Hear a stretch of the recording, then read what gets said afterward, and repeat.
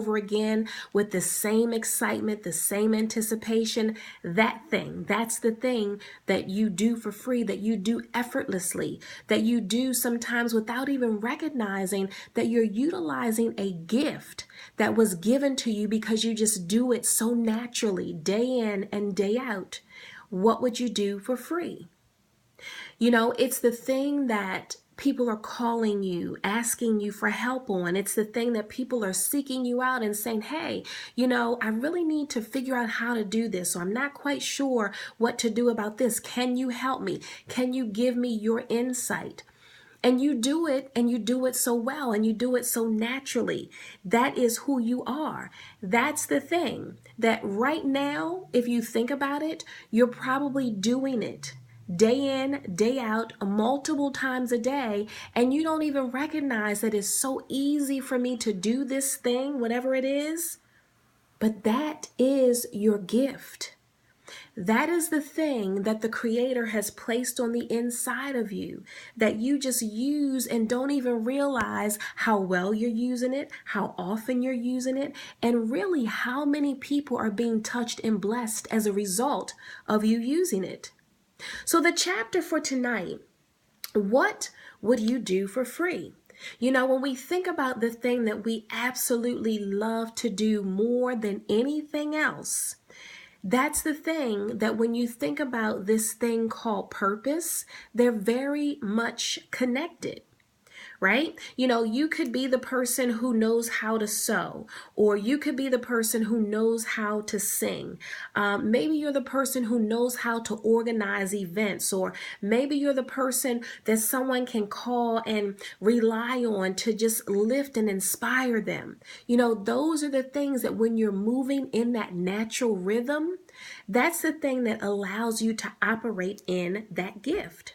So tonight, when I ask that question, it's really the thing to make us think, you mean when somebody is calling me asking, can they get something made, that I get to use my creative skills to sew something that fits them perfectly. You mean that, if someone's having an event and they need a singer and they call on me because they know that I have a melodious, angelic voice, you mean that's the thing that I would do for free that I absolutely love? You mean that's my gift? I gotta say this. I remember in a previous position in corporate America, I had what was called a visitor's chair at my desk. And, oftentimes people would come over and they would sit and they would chat. And sometimes it would be about work-related stuff, and other times it would just be about stuff. Like they would come over and say good morning or good afternoon. Oh, I just wanted to see if you were here. And they would just casually sit.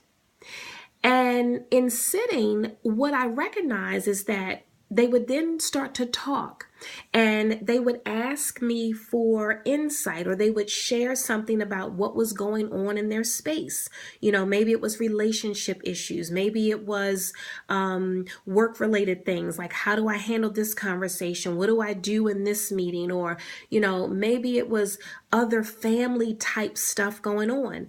And I just happened to be the ear at the time. And I noticed that this was happening over and over and over. And in those moments, I didn't take it for granted that someone needed an ear. Someone needed an ear, someone needed some help with something. And I felt like in those moments, if I were the person that they were coming to, then I kind of held that close to the chest, right? Like that was important to me. And the more that would happen, the more I felt like, you know what? I really enjoy this. I'm grateful and humbled that people would come to me to ask, well, what do you think about this? And how would you handle this situation? And what do you think I should do here? And so it felt like just a natural series of events. And so what I recognized was that in those moments, what I was doing was using a gift. I was using a gift that I didn't even realize that it was a gift, or I didn't realize that those were the moments that were allowing me to operate in that gift until much later, like when I started thinking about this book. Because I recognized, I was like, wow, there's something going on here. Like, this is what I feel more comfortable and more natural doing, more so than the other stuff that I was doing in the 9 to 5, right? So when we think about the thing that we would do for free, that was something where people were coming in, they were sitting, they were talking, and it wasn't like I was getting paid for that. It was just something that people were doing. And I felt like, wow, this is pretty cool. And I would always have the thing to say. Like, I would always be able to address the question, or give them insight, just feeling like, it was naturally coming to me. And so that was a thing that I started to recognize that, this feels like there's something here. This feels like it's natural. It feels like, when I do this and I see, people's responses, and, that their face would like, oh, really, that felt good to me. Like, that made me happy. It made me excited to know that I could assist in that way. And so when I say, what would you do for free? There is something or some things that you're doing right now that you don't even realize, but it's your gift.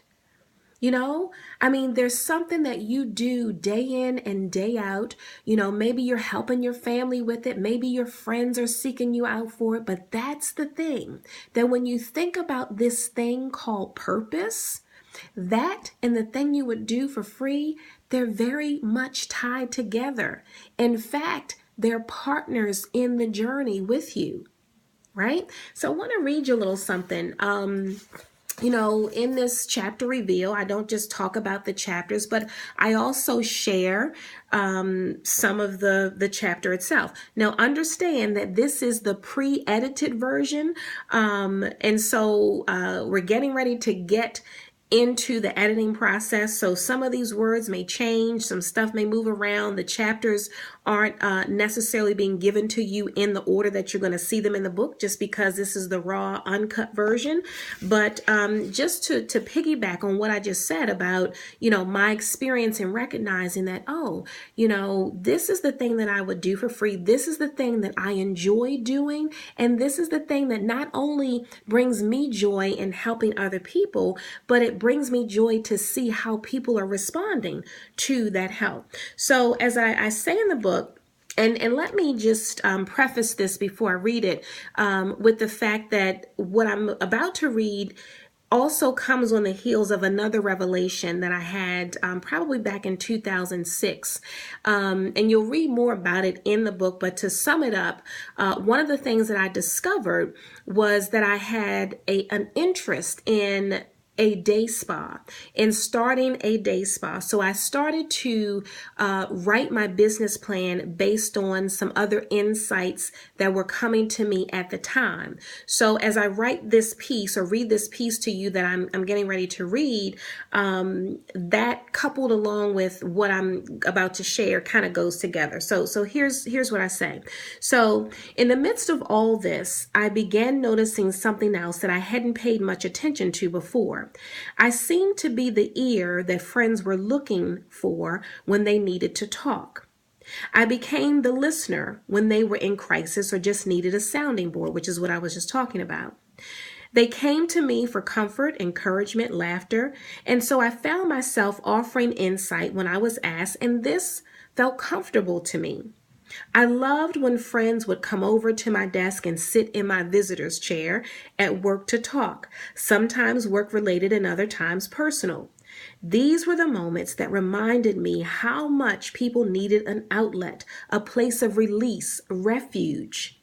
My kind ear, coupled with the day spa concept, felt like it was shaping up to be a good thing.